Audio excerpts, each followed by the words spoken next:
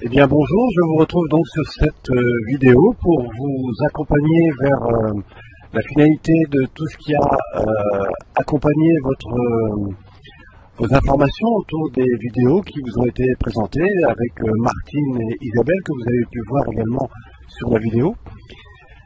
Aujourd'hui j'aimerais vous proposer de rencontrer Martine qui nous a accompagnés sur ces vidéos, mais qui a aussi une riche expérience dans la relaxation biodynamique. Et je vais donc lui poser deux questions devant vous, et juste pour vous apporter vraiment des informations qui, je crois, vont vraiment vous intéresser. Martine, bonjour. Bonjour Pierre. Martine, j'aimerais te poser deux questions. La première, c'est déjà merci d'avoir pu faire tout ce que tu nous as permis de faire, que ce soit au niveau des vidéos, des livres qu'on a pu faire ensemble. Deux questions m'apportent. La première, c'est qu'est-ce qui t'a amené à faire de la relaxation biodynamique? Qu'est-ce qui t'a donné envie de pratiquer ça? Et puis aujourd'hui, qu'est-ce que ça t'apporte après 10 ans de pratique?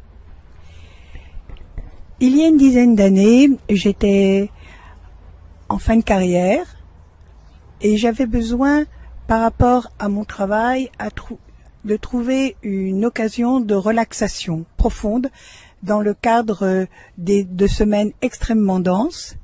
Et en même temps, l'idée était là qu'un jour je serais à la retraite, et donc il fallait à la fois préparer cette retraite et accroître mon efficacité au travail, dans la mesure où les dernières années sont celles où on transmet le témoin, et ce sont celles aussi qui restent dans les mémoires, et il importe de bien partir. Donc cette période était une période stressante, importante pour moi, et je voulais prendre ce tournant avec dans les meilleures conditions possibles. D'accord.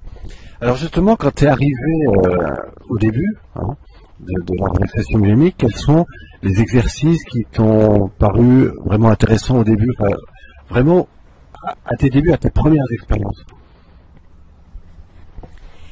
La prise en compte du corps. La prise en compte du corps. Le travail, c'est la prise en compte de l'esprit le plus souvent, du mental, qui prend le pas sur le reste. Mais la relaxation dynamique, c'est une méthode complètement inverse. C'est d'abord à l'écoute du corps, de ses réactions, de ses impressions. Et j'en avais un peu perdu l'habitude. D'accord. Donc effectivement, c'est un travail qui, au départ, t'as dit, tiens, moi qui suis un peu dans le mental, dans l'activité cérébrale et tout ça, je te dis, tiens, si vraiment je reprends le temps de reprendre contact avec mon corps, déjà c'est beaucoup.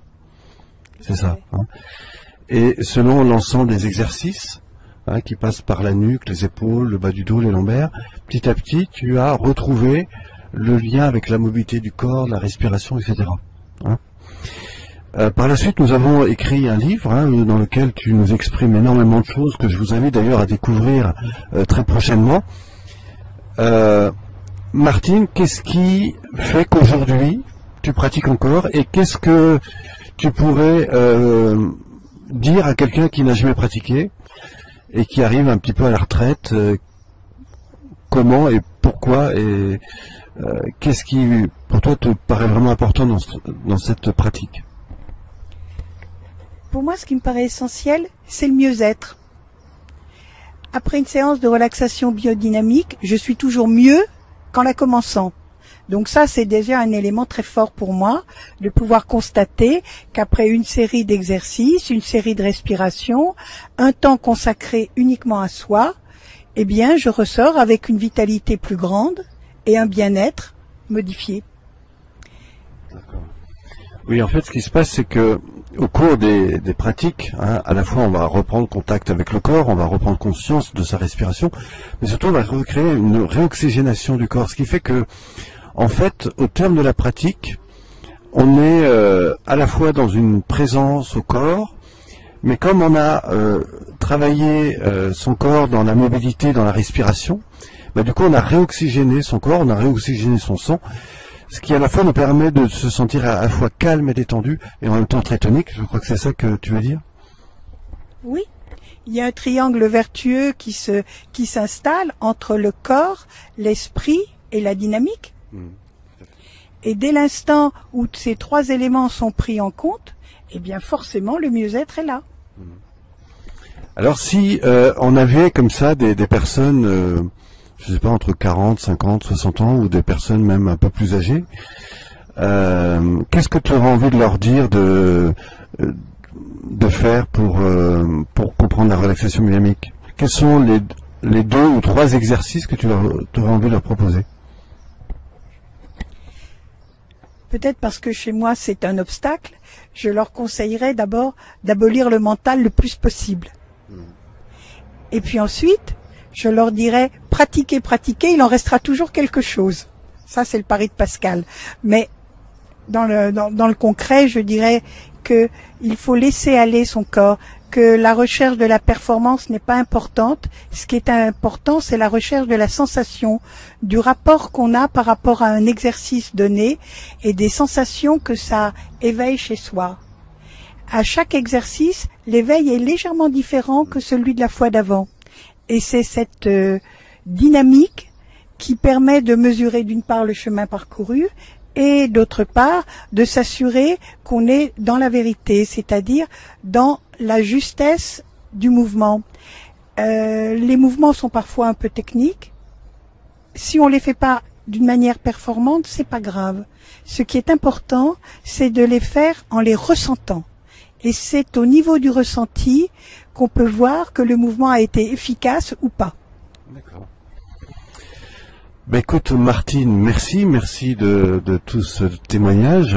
Je crois que tu développes d'autres choses aujourd'hui, hein, en parallèle. Tu voyages beaucoup, il me semble que tu vas en Inde, tu vas dans l'Himalaya et tu accompagnes des personnes en difficulté sociale, etc. là-bas, c'est ça? Oui, mais ça c'est un autre volet de mes activités.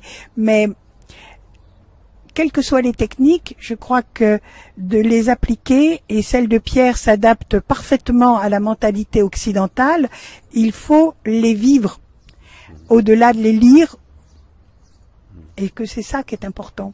D'accord. Écoute Martine, merci de ce petit moment d'écoute. Merci à vous d'avoir suivi cette information. Je reste bien sûr à votre écoute. N'hésitez pas de laisser des commentaires à la fin de cette vidéo et dans le message ci-dessous. Je vous rappellerai très bientôt pour des nouvelles informations où là je vous apporterai des choses tout à fait nouvelles que je vous ferai découvrir très bientôt. Merci à vous.